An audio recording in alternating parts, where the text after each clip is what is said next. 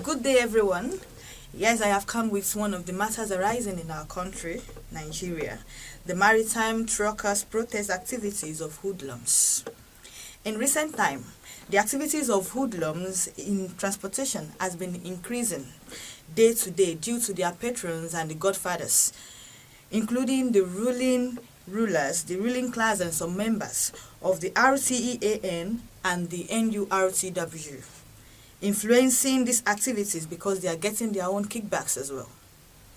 Despite the government's intervention, they still haven't curbed it, nor come to a conclusion and a best way of curbing these very bad activities that is going on presently. The hoodlums are now extending their nefarious activities to the maritime section because of the larges in their sector. Now, I would like you to sit back and watch the video. Maritime sector players on the platform of Maritime Truckers Association are getting ready to embark on a strike in the wake of what they called the unrestricted disruption of their business by hoodlums operating under different guises at the nation's ports. The maritime truck operators, besides being responsible for the transportation of over 90% of Nigeria's import and export, are among the largest employers of labor in the country. We now have joining us Reedman Bello, a member of the Maritime Truckers Association. Thank you so much for joining us on Newsday. Thank you for having me on the show. Now, we know you've sought government intervention from harassment and intimidation from hoodlums, which you are led as sponsored by some transport unions and local government. Any reply from the government so far? What has been done? The government have, come up with intervention program and in a way whereby they instituted LASCOC, Lagos State Truck and Cargo Committee, which follows up with all the illegalities being done by these union bodies. They are hoodlums under some sort of, I call it a disgraceful way, whereby their patrons are rulers, godfathers in the ruling class, and also some Ritian and NURTW. They called us together. They have a way of, the government has intervened, but it's still not coming with any, basic solutions. Mr. Bello, your association has accused specific organizations. What proof do you have of that? From what we can see on the screen, they are there. We have numbers of videos showing their operations and activity. Only Lagos Badagry Expressway, we have over 60 checkpoints full of extortion bandits. That's what we call them. They mounted their umbrellas, with so much impunity. They injure our drivers, they vandalize our trucks. We can't even meet up with the minimum safety standard put up by the Nigerian Port Authority. And, these guys, they make so much money in billions, month in, month out. And nobody's saying anything. And they are there, day in, day out, making such huge money, and they don't want to back out. And that is why we have taken it upon ourselves that we are going to withdraw our service.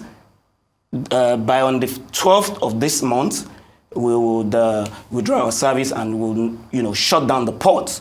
The newly built Lekki port, they are already there. These guys are, bringing down the whole essence of cargo evacuation, trade facilitation. There is a multiplier effect on all this. How do we explain to investors that as you are coming to invest in Nigeria, there are hoodlums around the port area that could hijack your goods? It's disgraceful. It certainly is, but you talked about the government calling you to a meeting that they've met with you a couple of times. I'm wondering, if members of these organizations that you have accused, of these associations that you have accused of sponsoring these hoodlums, were they also in attendance? Yes. What are they saying about this issue? They are in attendance. They claim to say that, they are not involved. It's just some rascals that are on the road. But when you look at the videos, they wear their uniforms. And it is obvious they don't want to back out because of the money they've been making. And this kind of money can be used to build ultra-modern truck parks so that trucks will not be on the highways.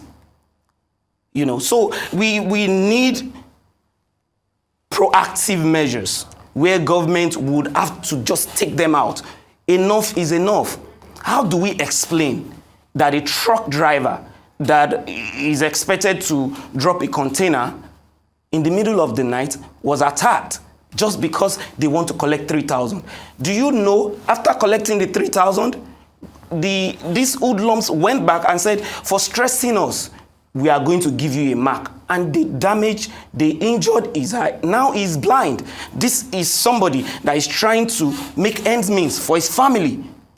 Our drivers are dying day by day, so we can't stand this anymore. But when such things happen, I'm sure you report to the police. Yes. What sort of response do you get from the police? I mean, we had a police operation, sting operation carried out on them. But as we have it, they release these guys, they are back on the road. We have written to the office of the vice president, and we are pleading with the presidency to please come to our aid. That is what I wanted to ask you. With regards to the government, you have asked for urgent intervention. What are you looking for them to do specifically? So we want them to criminalize the activities of these boys. Criminalize, because the thing they keep on saying is that, oh, some of us are union bodies. But your own union doesn't cover the maritime truckers. Criminalize the activities of these boys, take them away from the road so that we can have some sort of sanity in the maritime subsector of the Nigerian MPA, Nigerian Port Authority. Now, I think you've seen the video. You must have listened to everything that was said in there. Now, the question is the government really doing enough to curb these activities and these nefarious actions caused by these hoodlums in the country Nigeria when we talk about our transportation and the maritime sector? I would like each and every one of you to please like, comment, and share your view about this discussion of today on Afric Edge TV on Facebook and on YouTube. I'm Akin Stamilore. Thank you. Bye for now.